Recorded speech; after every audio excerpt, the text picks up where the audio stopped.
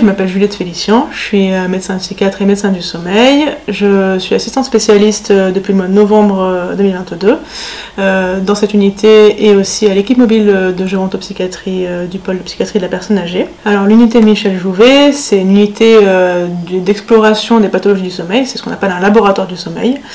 On fait des consultations pour explorer les pathologies du sommeil et on fait aussi des hospitalisations de nuit pour les polysomnographies notamment, et on fait aussi divers examens paracliniques du sommeil. Tous les patients qu'on reçoit à l'unité du sommeil et à l'unité Michel Jouvet sont des patients avec un suivi psychiatrique, que ce soit un suivi libéral, un suivi en CMP, une hospitalisation en secteur ou en psychiatrie de la personne âgée.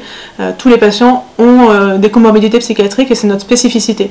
Le sommeil se déroule en plusieurs phases. Donc il y a des cycles en fait du sommeil et on fait plusieurs cycles dans une nuit. Ces cycles du sommeil, ils sont composés de phases de sommeil lent léger, de phases de sommeil lent profond et de phases de sommeil qu'on dit paradoxales parce que l'activité cérébrale est intense mais on ne bouge pas. Il y a une atonie musculaire pendant cette phase de sommeil. Cette phase de sommeil-là et cette structure du sommeil, elle évolue au fil du temps et en fonction de l'âge. Quand on est nourrisson ou quand on est une personne âgée, on n'a pas le même sommeil. Les enfants et les adolescents et les jeunes adultes ont un sommeil lent profond qui est conséquent, qui permet justement la mémorisation, qui permet de la croissance aussi. Et plus on prend de l'âge, en fait, plus on perd ce sommeil lent profond. Le sommeil paradoxal aussi altéré, en fait, on va avoir une structure du sommeil qui va faire qu'on a des réveils plus fréquents, un sommeil plus léger, un sommeil moins réparateur. Il va aussi y avoir l'apparition des siestes qui sont quelque chose de physiologique chez les personnes âgées. Le sommeil chez les personnes âgées, c'est un sommeil qui est de moins bonne qualité, mais pour autant, la plainte n'est pas systématique, donc quand il y a une plainte, c'est à explorer. La pathologie la plus fréquente, c'est le syndrome de l'apnée du sommeil, en général obstructif, et l'insomnie chronique, qui est très fréquente en psychiatrie, c'est donc la majorité de nos consultations. Ensuite, il y a d'autres pathologies un peu moins fréquentes, comme les troubles du rythme veille-sommeil, l'avance ou le retard de phase. Il y a les parasomnies, comme le trouble du comportement sommeil paradoxal, le somnambulisme, ou les terreurs nocturnes. Alors les personnes âgées consultent en général à l'unité du sommeil pour des suspicions de syndrome d'apnée du sommeil, du fait, si vous voulez, le syndrome d'apnée du sommeil, c'est une pathologie du sommeil qui augmente avec l'âge, avec le poids, et qui est plus fréquente chez les hommes, donc c'est vrai que chez les personnes âgées, c'est quand même une pathologie fréquente. Et le deuxième motif de consultation, c'est l'insomnie. Là aussi, majoritairement en lien avec une mauvaise hygiène du sommeil ou une pathologie psychiatrique. On a d'autres motifs de consultation, comme par exemple les suspicions de troubles du comportement en sommeil paradoxal, donc qui sont des agitations pendant la nuit, pendant une phase qu'on appelle le sommeil paradoxal, où normalement on ne doit pas bouger, mais dans cette pathologie-là, il y a des mouvements qui sont en lien avec les rêves. Alors la première consultation à l'unité du sommeil se fait sur la demande d'un médecin, en général un médecin psychiatre. Cette première consultation dure en moyenne 1 heure. Durant cette première consultation, on va évaluer la plainte de la personne concernant son sommeil. On va lui demander par exemple son rythme veille-sommeil, où est-ce qu'elle dort, est-ce qu'il y a des consommations, est-ce qu'il y a des traitements. Voilà, un interrogatoire plutôt classique. On va faire passer quelques échelles aussi, notamment des échelles pour évaluer la somnolence, pour évaluer la fatigue, des échelles pour évaluer la sévérité de l'insomnie ou du syndrome des jambes sans repos. Également, à la fin de cette consultation, on pourra proposer un agenda du sommeil qui est en fait une retranscription par la personne de son sommeil au quotidien. Une montre d'actimétrie, c'est une montre qu'on porte au quotidien pendant environ une dizaine de jours pour évaluer l'exposition à la lumière et les mouvements dans la journée. Alors nos deux examens principaux qu'on utilise, c'est la polygraphie ventilatoire.